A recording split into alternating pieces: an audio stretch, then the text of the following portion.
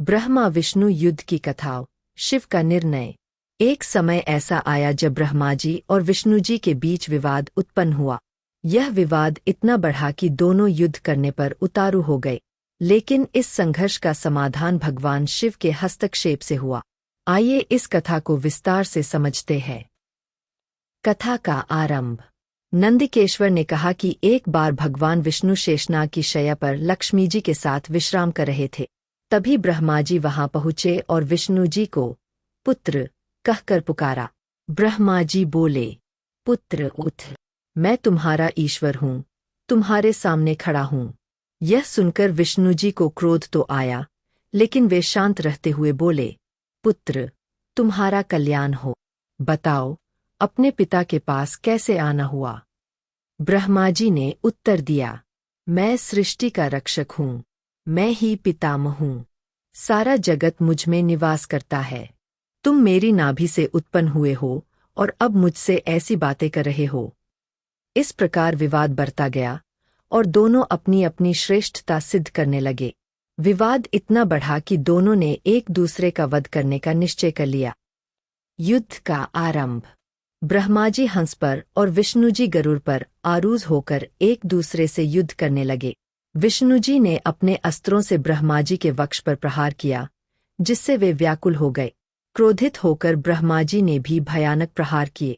देवताओं में हाहाकार मच गया। वे इस युद्ध को देखकर घबरा गए और भगवान शिव के पास पहुंचे। उस समय शिवजी अपनी सभा में उमा देवी के साथ सिंहासन पर विराजमान थे। देवताओं ने पूरी व्यथा सुनाई। भगवान शिव का हस्तक्षेप। शिवजी बोले, पुत्रों, मैं जानता हूं कि ब्रह्मा और विष्णु के युद्ध ने तुम्हें व्याकुल कर दिया है। डरो मत, मैं तुम्हारे साथ चलता हूँ। भगवान शिव नंदी पर सवार होकर देवताओं के साथ युद्धस्थल की ओर चले। वहां पहुंचकर उन्होंने देखा कि ब्रह्मा और विष्णु पाशुपात और माहेश्वर अस्त्रों का प्रयोग करने वाले हैं। शिवजी ने इसे रोकने के लिए एक महाग्नि के समान स्तंभ रूप धारण किया और ब्रह्मा विष्णु के बीच प्रकट हो गए। स्तंभ की परीक्षा।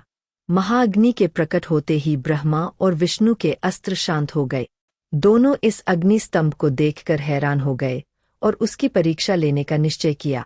विष्णु जी ने शूकर रूप धारण किया और स्तंभ का अंत देखने के लिए धरती में नीचे चले गए। बहुत नीचे जाने पर भी उन्हें स्तंभ का अंत नहीं मिला और वे वापस लौट आए। ब्रह्मा जी ने हंस का रूप धारण किया और स्तंभ का शिखर खोजने ऊपर आकाश में उड़ गए। उन्हें भी स्तंभ का अंत नहीं मिला, लेकिन छल करते हुए वे केतकी का फूल लेकर लौट आए। उन्होंने विष्णु जी से झूठ कहा कि उन्होंने स्तंभ का अंत देख लिया।